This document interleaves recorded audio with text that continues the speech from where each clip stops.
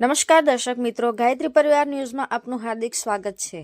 હું છું ભગવતી ભાભોર। જોઈએ આજના મહત્વના સમાચાર। મહીસાગર જિલ્લાના કડાણા તાલુકાની દીવડા કોલોની ખાતે આવેલ શ્રેયસ સ્કૂલનો ભવ્ય વાર્ષિકોત્સવ ઉત્સાહભેર ઉજવાયો।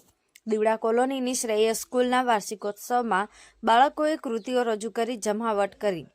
મહાનુભાવો અને વાલીઓની વિશાળ ઉપસ્થિતિ। મહીસાગર જિલ્લાના કડાણા તાલુકામાં શિક્ષણ ક્ષેત્રે અગ્રેસર અને બાળકોના ઘડતર માટે સતત કાર્યરત એવા દીવડા કોલોની સ્થિત શ્રેયસ સ્કૂલ ખાતે તાજેતરમાં એક ભવ્ય વાર્ષિકોત્સવ એન્યુઅલ ડે કાર્યક્રમનું શાનદાર આયોજન કરવામાં આવ્યું હતું।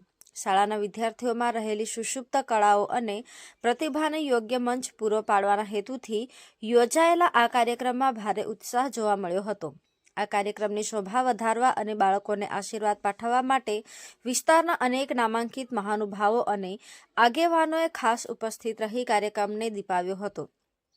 આ પ્રસંગે અતિથિ વિશેષ તરીકે પૂર્વ પ્રમુખ જયંતિભાઈ પટેલ, ભાગ્યોદય મોટર્સના ઓનર શૈલેન્દ્રસિંહ બાપુ, અગ્રણી મહેતાભાઈ, દીવડા ગ્રામ પંચાયતના સરપંચ જયદીપસિંહ બાપુ, એપીએમસીના ચેરમેન અંબાલાલ પટેલ તેમજ સ્થાનિક પોલીસ ઇન્સ્પેક્ટર પીઆઈ ગામિત ખાસ ઉપસ્થિત રહ્યા હતા। કાર્યક્રમ દરમિયાન શાળાના વિદ્યાર્થીઓ દ્વારા વિવિધ આકર્ષક સાંસ્કૃતિક કૃતિઓ, નૃત્ય અને નાટકો રજૂ કરવામાં આવ્યા હતા। મંચ પર ઉપસ્થિત તમામ મહાનુભાવોએ બાળકોના આ ઉત્કૃષ્ટ પ્રદર્શનની મુક્ત કંઠે પ્રશંસા કરી હતી।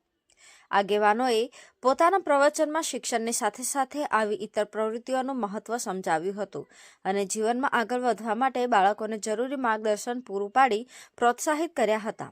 પોતાના બાળકોને મંચ પર કળા પીરસતા નિહાળવા અને તેમનો ઉત્સાહ વધારવા માટે શાળાના બાળકોના વાલીઓ અને સ્થાનિક ગ્રામજનો ખૂબ જ મોટી સંખ્યામાં હાજર રહ્યા હતા। વાલીઓની વિશાળ ઉપસ્થિતિએ બાળકોના ઉત્સાહમાં બમણો વધારો કર્યો હતો। અંતમાં શ્રેયસ સ્કૂલના સંચાલક મંડળ અને આચાર્ય દ્વારા સમય કાઢીને પધારેલા તમામ મહેમાનો, વાલીઓ તેમજ આ કાર્યક્રમને સફળ બનાવનાર તમામ શિક્ષકગણ અને વિદ્યાર્થીઓનો હૃદયપૂર્વક આભાર વ્યક્ત કરવામાં આવ્યો હતો।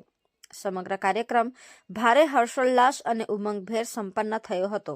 રિપોર્ટર સુરેશ ડામોર, કડાણા।